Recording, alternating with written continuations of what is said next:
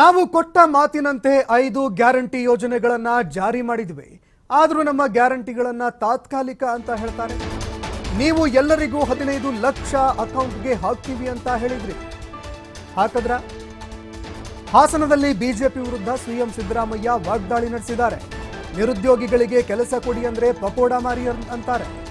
ಸಂವಿಧಾನ ಬದಲಾವಣೆ ಮಾಡ್ತೀವಿ ಅಂತ ಮಾತನಾಡ್ತಾರೆ. ಆದರೂ ಅನಂತಕುಮಾರ್ ಹೆಗಡೆ ವಿರುದ್ಧ ಕ್ರಮ ಕೈಗೊಂಡಿಲ್ಲ.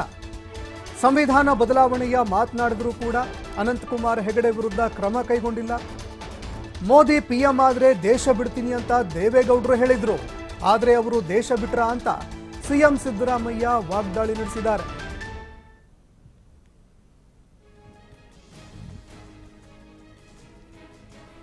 ಮೋದಿಯವರ ಗ್ಯಾರಂಟಿಗಳು ಶಾಶ್ವತ ಗ್ಯಾರಂಟಿಗಳು. ಜೆಡಿಎಸ್ ಕಾಂಗ್ರೆಸ್ಸಿನ ಗ್ಯಾರಂಟಿಗಳು ತಾತ್ಕಾಲಿಕ ಗ್ಯಾರಂಟಿಗಳು. ಬಿಜೆಪಿಯು ಶಾಶ್ವತ ಗ್ಯಾರಂಟಿಗಳು. ನಮ್ಮವು ತಾತ್ಕಾಲಿಕ ಗ್ಯಾರಂಟಿಗಳು. ನಾನು ಕೇಳ್ತೀನಿ ವಿಜಯೇಂದ್ರನಿಗೆ, ಮಿಸ್ಟರ್ ವಿಜಯೇಂದ್ರ, ನೀವು ನಿಮ್ಮ ನರೇಂದ್ರ ಮೋದಿಯವರು ಯಾವ ವಚನಗಳನ್ನು ಈಡೇರಿಸಿದ್ದಾರೆ? 15 ಲಕ್ಷ ವಿದೇಶದಲ್ಲಿ ಕಪ್ಪು ಹಣ ಇದೆ, ಸ್ವಿಟ್ಜರ್ಲೆಂಡ್ನಲ್ಲಿ. ಆ ಕಪ್ಪು ಹಣ ತಗೊಬಂದು ಎಲ್ಲರ ಅಕೌಂಟ್ಗಳಿಗೆ 15 ಲಕ್ಷ ಆಗ್ತೀವಿ ಅಂತ ಹೇಳಿದ್ರು. 10 ವರ್ಷ ಆಯ್ತು ನರೇಂದ್ರ ಮೋದಿ ಅವರೇ. 15 ರೂಪಾಯಿನಾರು ಹಾಕಿದ್ದೀರಾ? ನಿಮ್ಗೆ ಹಾಕಿದ್ದಾರೆ ಅಂದ್ರೆ ನಿಮ್ಮ ಅಕೌಂಟ್ಗೆ ಹಾಕಿದ್ದೀರಾ? ಹಾಕ್ಲಿಲ್ಲ.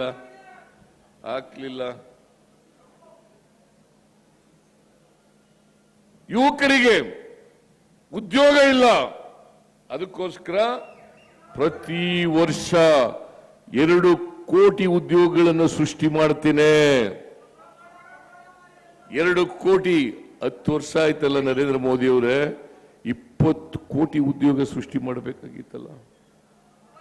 20 ಕೋಟಿನಲ್ಲಿ 20 ಲಕ್ಷ ಆದ್ರೂ ಕೂಡ ಸೃಷ್ಟಿ ಮಾಡಿದ್ರ? ಪಾಪ ಆ ಯುವಕರು ಕೆಲಸ ಕೇಳಿದ್ರೆ ಪಕೋಡ ಮಾರಕ್ ಹೋಗಿ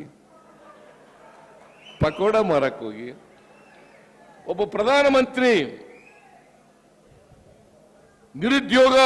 ನಿರುದ್ಯೋಗಿ ಯುವಕರು ಕೆಲಸ ಕೇಳಿದ್ರೆ ಪಕೋಡ ಮಾರಕ್ ಹೋಗಿ ಅಂತ ಹೇಳ್ತಾರಲ್ಲ. ನರೇಂದ್ರ ಮೋದಿಜಿ, ನೀವೇ ವರ್ಷಕ್ಕೆ 2 ಕೋಟಿ ಉದ್ಯೋಗಗಳನ್ನು ಸೃಷ್ಟಿ ಮಾಡ್ತೀವಿ ಅಂತ ಹೇಳಿದ್ರಿ.